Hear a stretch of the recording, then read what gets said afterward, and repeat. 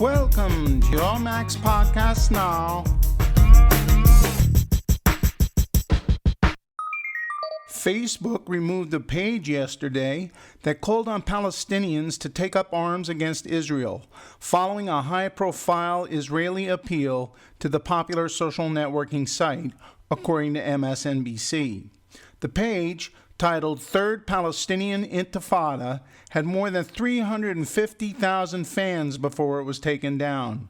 It called on Palestinians to take to the streets after Friday prayers on May 15th and begin an uprising. Judgment Day would be brought upon us only once the Muslims have killed all of the Jews, a quote from the page read.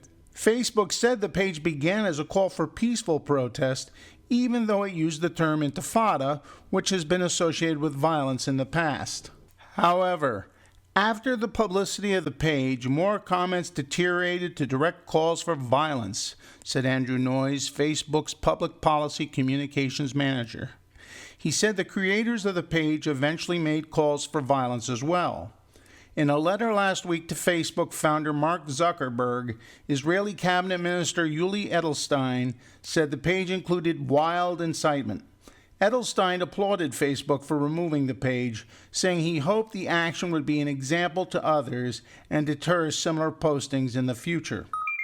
The mighty Beard says that Google is delaying the release of its tablet operating system, Honeycomb, to the open source community because it took shortcuts in order to keep up with Apple's iOS.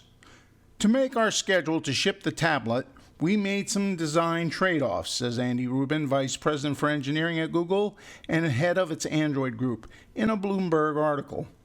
We didn't want to think about what it would take for the same software to run on phones. It would have required a lot of additional resources and extended our schedule beyond what we thought was reasonable. So we took a shortcut.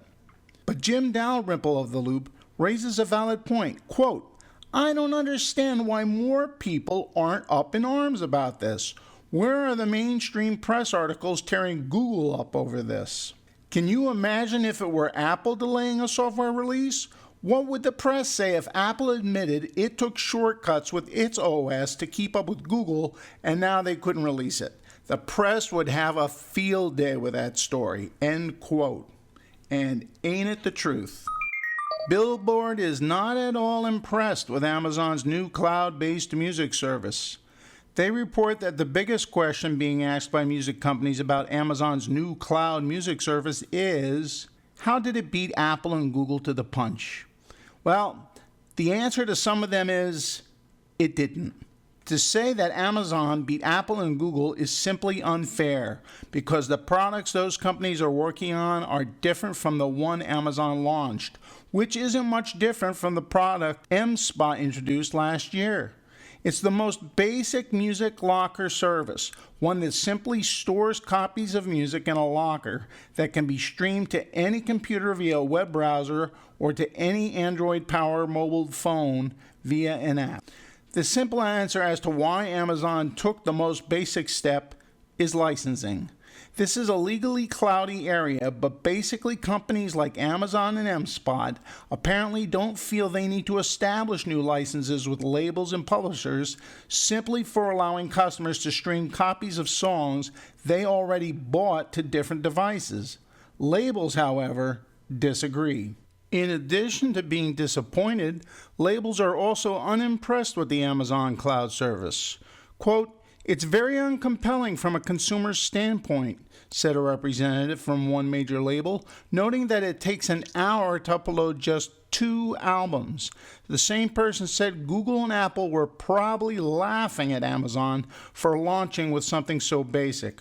Presumably, Amazon launched the simplest product first because it needs all the momentum it can get as it prepares for even stiffer competition from Apple and Google in the near future.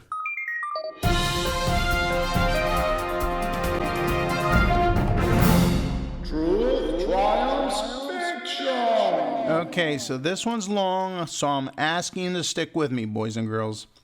ABC News reports that if you thought it's harder to get a seat on the bus in recent years, you're right.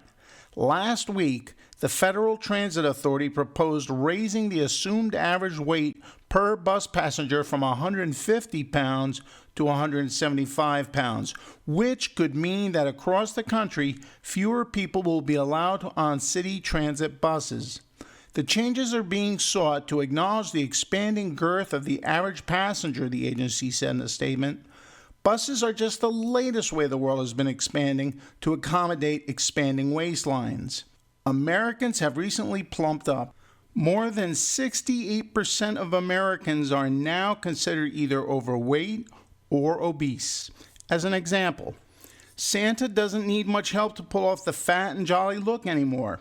In 1996, the largest St. Nick outfit sold at santasuits.com was 2X, and sales of oversized suits accounted for just 12% of business. Today, the company offers a 4X, and plus-size outfits are a third of business. Or consider this. In a 1960s version of The Joy of Cooking, a brownie recipe was considered to serve 30, but now the exact same recipe tells you to cut it just into 16 brownies. And today's cookies are, on average, 700% larger than the USDA standards, and restaurant pasta servings exceed the government standard by 480%. And finally, don't pray that things are going to get better. No, my doughy pious friends. Even plate and food serving sizes depicted in paintings of the Last Supper have grown throughout history, according to a 2010 study by Cornell's Brian Wansink, published in the International Journal of Obesity.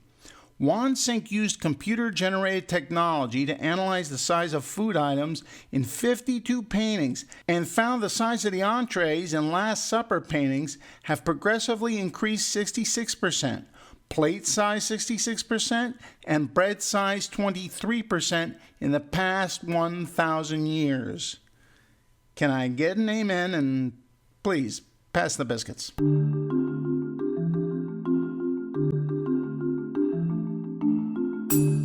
And it's hump day. It arrives in the Magic Apple Kingdom, boys and girls. And I don't have to tell you what that means. It means we still have 2 more stinking work days this week, doesn't it? Anyhow, this has been your host, Regis Philbin, reminding you to download, double-click, drop out.